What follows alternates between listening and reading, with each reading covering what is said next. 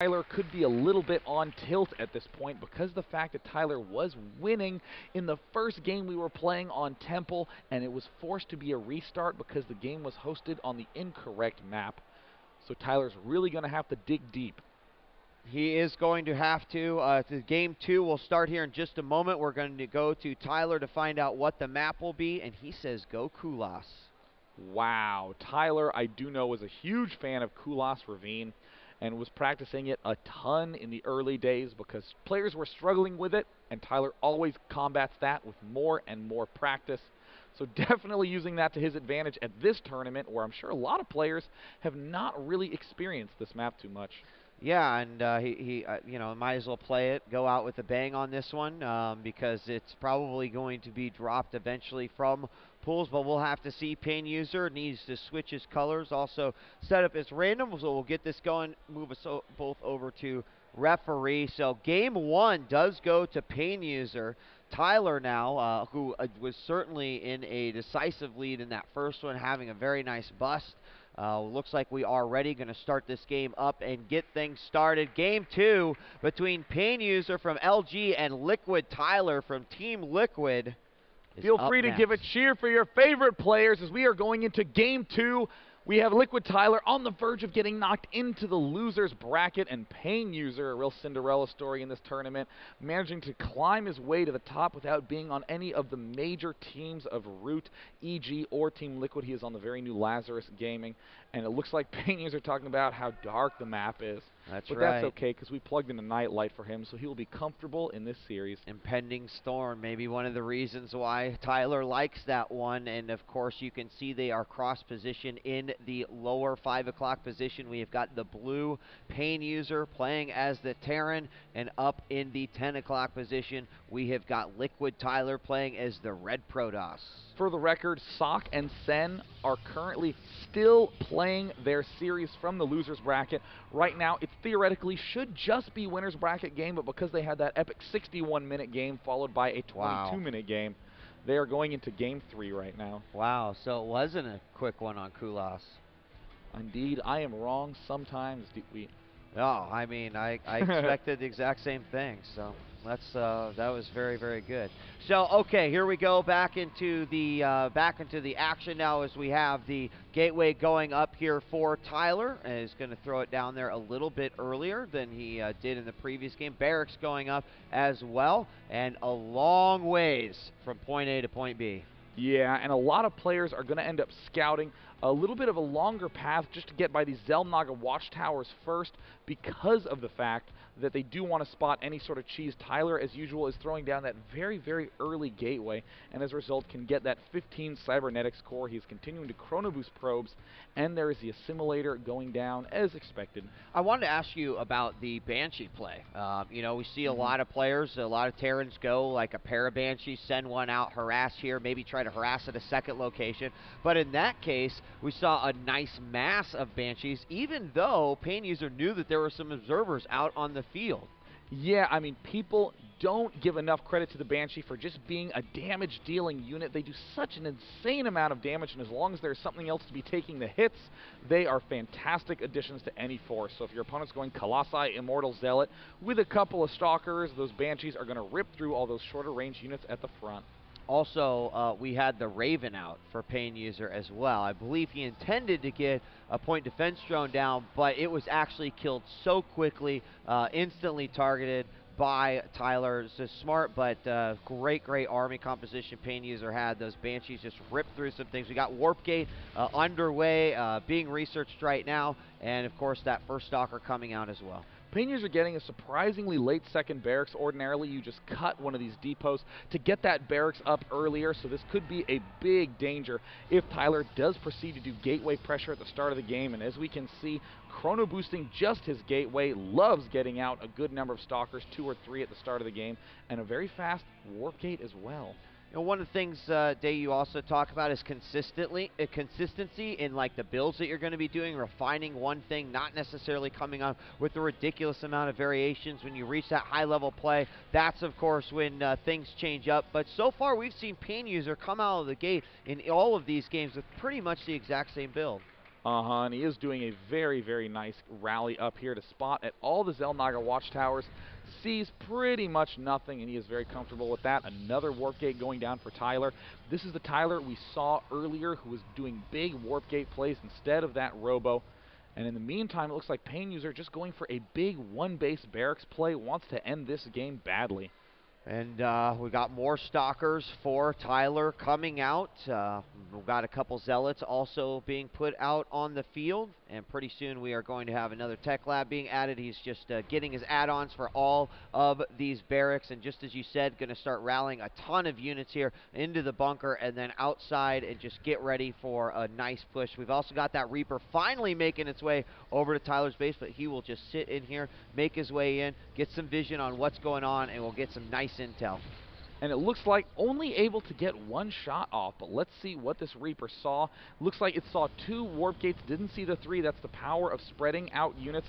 It looks like Tyler really is going once again in for a big 3-gate bust, and I think that Pain.User is really putting a lot of emphasis on this 3 barracks play. I really think that he has to do a ton of damage with it, or it will be long and lost. Well, Tyler already has this pylon down at the Xel'Naga tower that is in the middle, closest to his opponent's base. He's going to rally his troops there initially. Now remember, this Stalker's still out on the field. He's going to get good vision of pretty much what is going on if he moves away from that Xel'Naga tower, but he is actually moving away from the attack and may miss vision until he goes over to the second one. He may see it there. And meanwhile, it looks like Pain.User bringing a lot of his forces back to hit these destructible rocks. It could be the exact wrong time to do this. Ooh, Pain.User does see it. And it looks like LiquidTyler might even be intending to swing all the way back around. That one Stalker is prepared to deal with that Reaper. It's very cleverly positioned on this high ground, but it looks like Tyler is just warping past all of that vision and might even be going for a fast expansion right now. That's exactly what he did. Put down the Nexus as natural, and he is going for these back rocks right here. Now the Reaper is starting to swing around, looking at its vision. He is going to see a couple of the heads of Stalkers down there. He's going to come down and know exactly what's happening here. Uh-oh, getting a few shots off. Will it manage to stay alive? Wow, yes indeed it does. And I think the Pain.User is going to start feeling a lot more pressure. Yep, there's the bunker going down, and this command center is going to have a hard time finding a home.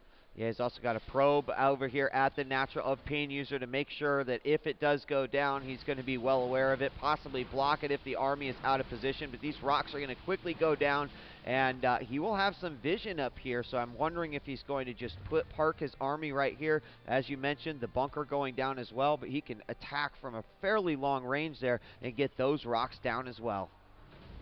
Command center now morphed into an orbital. Pain.User throwing down 3 bunkers, and on a map like Xel'Naga Caverns, we saw that he was able to get such an advantage as long as he extended the game out. But right now, no additional expansions for Pain.User. LiquidTyler setting up his first Nexus, finishing that now, so already getting a good little bit of an economic lead. There's the Observer popping up for Tyler, and again, the very fast Robo.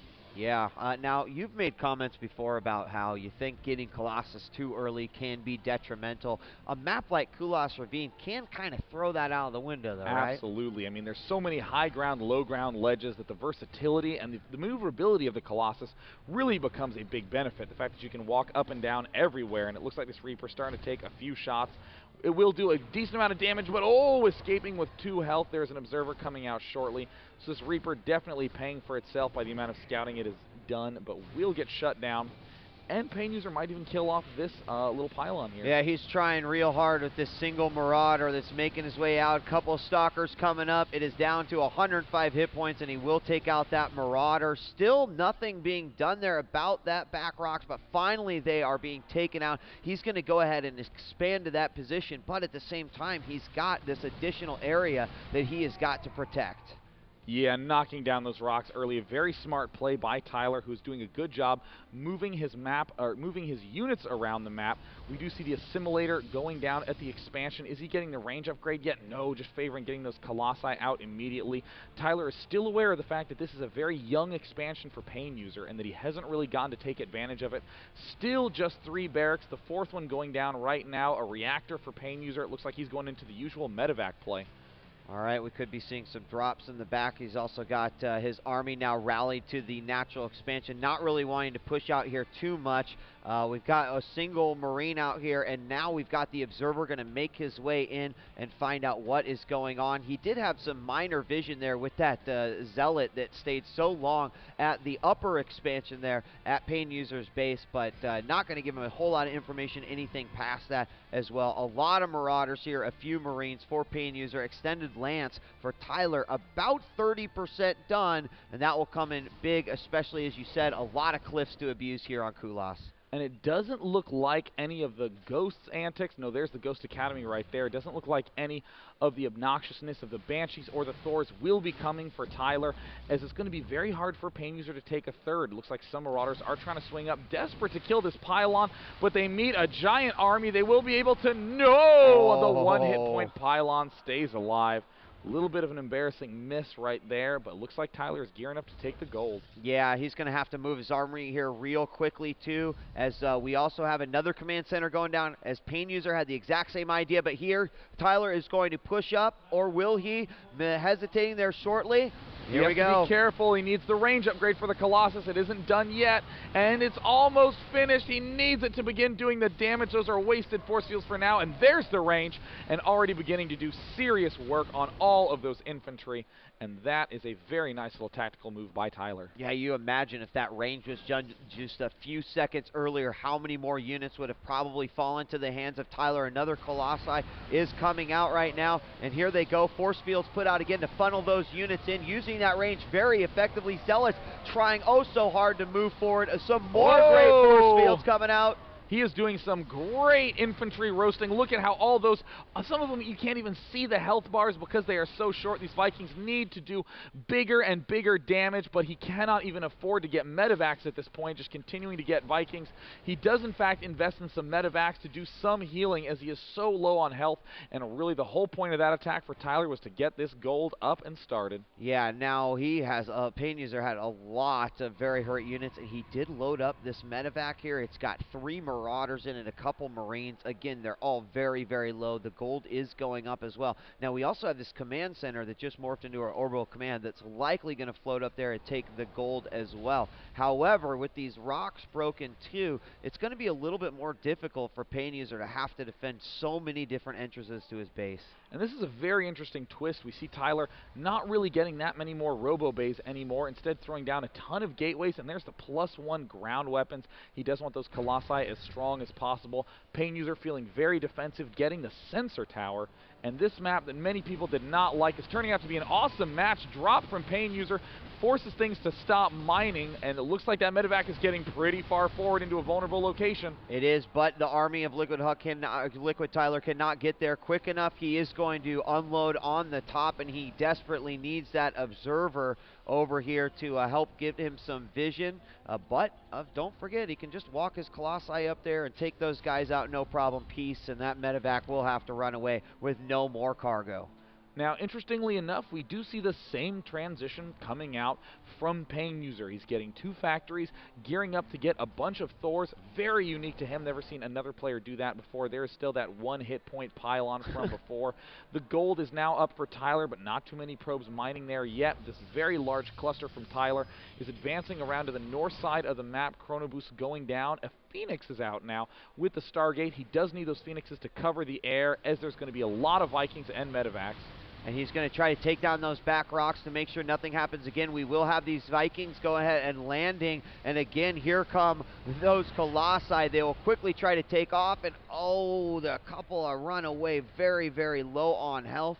And will manage to get away. That Phoenix may actually be able to snipe some units, but he's just going to be very careful as he rolls through there with his Observer, sees what's going on. +1 weapons about ready to finish for Tyler, and we've got 2 more starports going down as well. I think Pain.User is surprised at how much money he's having right now, as he is way up at 2,000 minerals, has an odd spread of units. He's trying to get more starports and these factories going, but he doesn't quite have the gas to support everything. There's the Observer heading through the center of the map, and really Noni is developing an extraordinarily huge army. Now, if you're at 2,000, do you want to take another base? You float it over there, just have it ready in case? I mean, getting more expansions can be bad, especially considering you can morph in those planetary fortresses to do a lot of damage. But I mean, we see Tyler has such good coverage over the mini-map that it's very hard for these drops to work. And also with these Phoenixes coming out, he can pick them off very easily. So might as well spend your money somehow. We got a nice little army starting to formulate.